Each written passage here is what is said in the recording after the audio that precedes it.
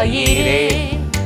இதுவரை உதவின எபினேசரே, இனிமேலும் நடத்தும் ஏதுவாயிரே. நன்றியுடன் பாடிடுவோம், வாழ்நாளெல்லாம் போற்றிடுவோம். நன்றியுடன் பாடிடுவோம், வாழ்நாளெல்லாம் போற்றிடுவோம். தலைமுறை தலைமுறையாய் எங்கள் அடைக்கலமானீரையாய், முற்பிதாக்கள் ஆராதித்த எங்கள் பரிசுத்த தெய்வம் நீரே. தலைமுறை தலைமுறையாய் எங்கள் அடைக்கலமானீரையாய், முற்பிதாக்கள் ஆராதித்த எங்கள் பரிசுத்த தெய்வம் நீரே.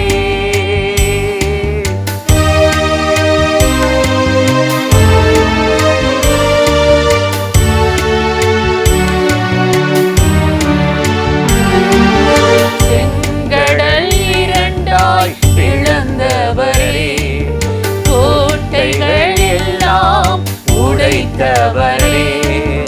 செங்கடல் இரண்டாய் பிளந்தவரே, கோட்டைகள் எல்லாம் உடைத்தவரே. வேகமாக முன் சென்றீரே, அக்கினியாய் துணை நின்றீரே. வேகமாக முன் சென்றீரே, அக்கினியாய் துணை நின்றீரே. தலைமுறை தலைமுறையாய் எங்கள் அடைக்கலமானீரையாய்,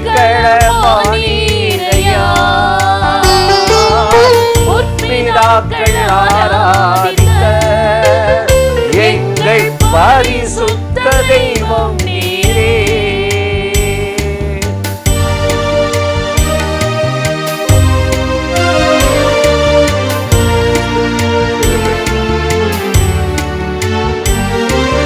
மாறாவின் தண்ணீரை கடக்கச் செய்தி, மதுரமாம் நீரூற்றை தந்து விட்டீர். மாறாவின் தண்ணீரை கடக்கச் செய்தி, மதுரமாம் நீரூற்றை தந்து விட்டீர்.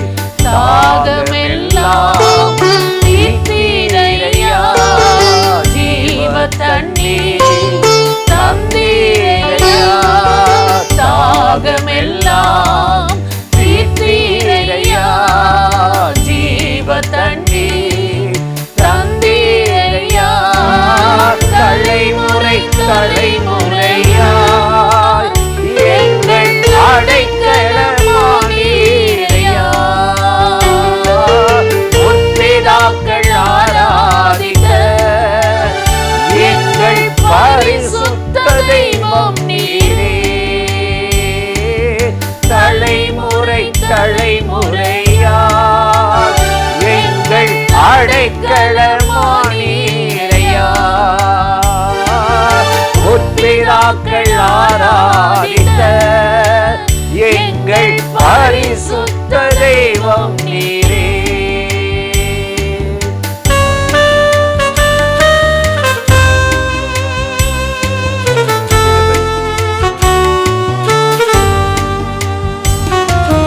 வாக்களித்த தேசம் சேர்த்திடுவீர், வழுவாமல் என்றும் காத்திடுவீர்.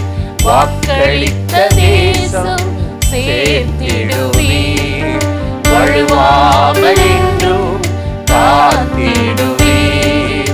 பற்றிக் கொள்வோம் உம்மை என்றும், இயேசுவையே பின்பற்றுவோம்.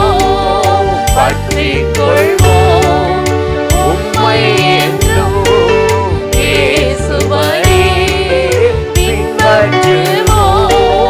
தலைமுறை தலைமுறையாய்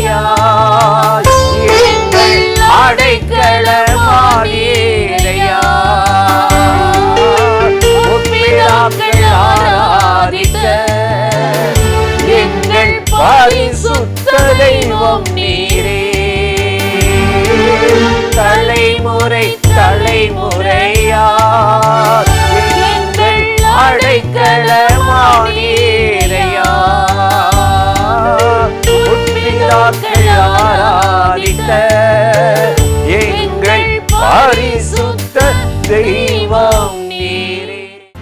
கோயம்புத்தூரில் புதுவருட ஆசீர்வாத கூட்டம். நாள் ஜனவரி 3, வரும் சனிக்கிழமை. நேரம் மாலை 6 மணிக்கு. தேவ செய்தி சகோதர எல் வின்சென்ட்ராஜ். நமக்கு ஒரு சிங்காசனத்தை வைத்திருக்கிறார். நான் இருக்கிற இடத்துல என் பிள்ளைகள் இருக்கட்டும், என் நாமத்தில் எதை கேட்டாலும் கொடுப்பேன், தருவேன் சொல்லியிருக்கிறார். பாடல் ஆராதனை சகோதரி கலா வின்சென்ட்ராஜ். இடம் தங்கமணி திருமண மண்டபம், பன்னிமடை ரோடு, துடியலூர், கோவை. தேவ பிள்ளைகளே, இந்த உபவாச ஜெபத்தில் கலந்து கொண்டு தேவனிடமிருந்து நன்மைகளையும் ஆசீர்வாதத்தையும் பெற்றுக்கொள்ள உங்கள் யாவரையும் அன்போடு அழைக்கிறோம். மேலும் விவரங்களுக்கு கீழே உள்ள தொலைபேசி எண்ணை தொடர்பு கொள்ளுங்கள். பிரியமானவர்களே, ஆண்டவராகிய இயேசுவின் நாமத்தினாலே இந்த காலை நேரத்தில் இயேசுவை தினம் பார்ப்போம் என்ற இந்த நிகழ்ச்சியின் மூலமாக உங்களை சந்திப்பதில் மிகுந்த மகிழ்ச்சி அடைகிறேன். கர்த்தர் நல்லவர், கிருபையும் இரக்கமும் நிறைந்தவர். ஆண்டவர் ஒவ்வொரு நாளும் நமக்கு புதிய காரியங்களை செய்து அற்புதமாக நடத்துகிறார்ல. டெய்லி ஃப்ரெஷ்ஷாக சமைக்கிறோம். பழசு வேண்டாம், புதுசு தான் வேணும். அதுதான் டேஸ்ட்டாக இருக்கும், அதுதான் சுவையாக இருக்கும், அதுதான் உடம்புக்கு ஆரோக்கியம் கூட. பழசை யாருமே நம்ம விரும்ப மாட்டோம். வசனம் சொல்லுது, லேவியராகமும் 26ஆம் அதிகாரம் 10வது வசனத்தில் நாம் எடுத்து வாசித்து பார்த்தீங்கன்னா, போன வருஷத்து பழைய தானியத்தை சாப்பிட்டு புதிய தானியத்திற்கு இடம் உண்டாகும்படி பழையதை விலக்குவீர்கள் என்றார். பார்த்தீங்களா? போன வருஷத்து பழைய தானியத்தை சாப்பிட்ட நீங்கள் அதை முடிச்சிடணும். அதை விலக்கி விட்டு புதியவைகளுக்கு வழி உண்டாகும்படி பழையதெல்லாம் விலக்கிருங்க அப்படின்றாரு. சிலருடைய ஜெபங்களை பாட்டெல்லாம் பார்த்துருக்கிறேன், அதே ஜெபமாக தான் இருக்கும். அதை மீறி எக்ஸஸாக ஒன்றும் செய்ய மாட்டாங்க. பல ஆலயத்தில் பார்த்தீங்கன்னா இந்த ஆர்டர் ஆஃப் சர்வீஸ்னு அந்த நோட்டை பார்த்தே வாசிப்பாங்க. சொன்னதையே திரும்ப திரும்ப திரும்ப சொல்லி எத்தனை வருஷத்துக்கு இதை சொல்லி இது போவோம். நமக்கு சொந்தமாக ஒரு ஜெபம் வராதா? நம்ம இருதயத்துக்குள்ளேருந்து வராதா? அப்போ நம்முடைய ஆராதனை முறைமைகள், நம்முடைய ஜெப வாழ்க்கைகள், ஊழிய காரியங்கள், குடும்ப காரியங்கள் எல்லாம் பழசு, முடிஞ்சு போச்சு, அவ்வளோதான். அப்படி தான் நம்ம நினைக்கிறோம். இங்கே வசனத்தில் ஆண்டவர் சொல்கிறாரு, பழையதை அப்புறப்படுத்தி புதியவைகளுக்கு வழி ஏற்படுத்தி கொள்ளுங்க. பழைய தானியத்தை சாப்பிட்டு முடிச்சுட்டு மீதி உள்ளதை யாருக்காவது கொடுத்துட்டு புதியவைகளுக்கு வழி உண்டாக்குங்கள் அப்படின்றாரு. இப்போ வழி ஏற்படுத்தி கொடுக்கறது யார்? நம்ம தான் ஏற்படுத்தணும். இல்லை இருக்கிறத ஆசீர்வதிங்க, இருக்கிறத பழுக பண்ணுங்க, இருக்கிறது போதும்னு சொல்லுவோமா? அப்போஸ்தலனாகிய பவுல் ரொம்ப அருமையாக சொல்கிறாரு. 2 கொரிந்தியர் 5:17 எடுத்து வாசித்து பார்த்தால், ஒருவன் கிறிஸ்துவுக்குள் இருந்தால், வாழ்ந்தால், பின்பற்றினால், ஜீவித்தால் புதியன தோன்றிக்கொண்டே இருக்குமா. புதிய சிந்தனை, புதிய திட்டம், புதிய வேலை, புதிய வழி திறக்கப்படும். பழையதை வச்சுக்கிட்டே தான் சமாளிக்கணும், வண்டி ஓட்டணும், ஸ்ட்ரகிள் பண்ணுறேன், பற்றாக்குறையாக இருக்கிறேன் சொல்ல வேண்டியதில்லை. ஒருவன் கிறிஸ்துவுக்குள் இருந்தால், வாழ்ந்தால், பின்பற்றினால் புது சிருஷ்டியாகிறான். பழையன எல்லாம் ஒளிதான். பாவம் போகுது, கோபம் போகுது, டென்ஷன் போகுது, பிரச்சனை போகுது, நீதியும் சமாதானமும் உங்களை பின்தொடரும். இதைத்தான் இயேசு பல இடத்துல திரும்ப திரும்ப சொல்றார். ஒருவனும் கோடி துணி அப்படின்னா புதுசை பழசோடு இணைக்க மாட்டான். இணைச்சா ஒத்து போகாது, மேட்சாகாது. புது துண்டை புதுசாக தான் நம்ம போட்டுக்கணும். அது பத்தலை அப்படின்னு போய் பழசில் இணைக்க முடியாது, கிழிச்சிடுமா.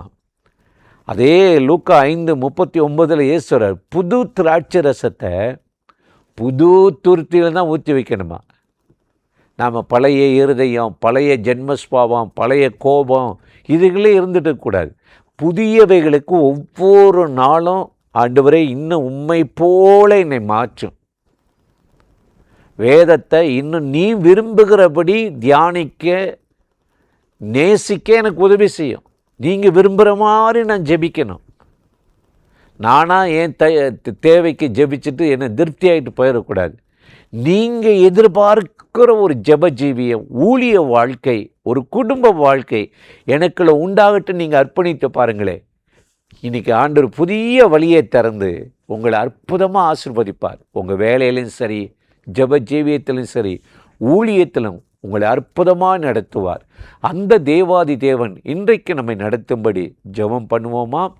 அன்பும் இரக்கமும் கிருபை நிறைந்த நல்ல ஆண்டவரே, இந்த ஆசீர்வதிக்கப்பட்ட நாளுக்காக, நேரத்துக்காக, கிருபை இரக்கங்களுக்காக உமக்கு நன்றி செலுத்துகிறோம். ஆண்டவரே, பழையவைகளை அப்புறப்படுத்தி புதியவைகளுக்கு வழி உண்டாக்கும்படி புது சிருஷ்டியாய் மாறுங்கள் என்று சொன்னீரே. இந்த நாளில் இந்த நிகழ்ச்சியில் இணைந்திருக்கிற அத்தனை பேர் மேலும் ஒரு புது சிருஷ்டி, புதிய இருதயம், புதிய ஆவி, புதிய வழி உண்டாகட்டும். புதிய ஆண்டவரே ஒரு காரியம் நடக்கட்டும். பழையவைகள் ஒளியட்டும், பற்றாக்குறைகள் நீங்கட்டும். இந்த நாள் நம்முடைய பிள்ளைகளை அற்புதமாய் ஆசீர்வதித்து நடத்தும் கிருபை கூட இருப்பதாக இயேசுவின் நாமத்தில் வேண்டிக் கொள்ளுகிறோம் எங்கள் உயிருள்ள நல்ல பிதாவே. ஆமேன், ஆமேன்.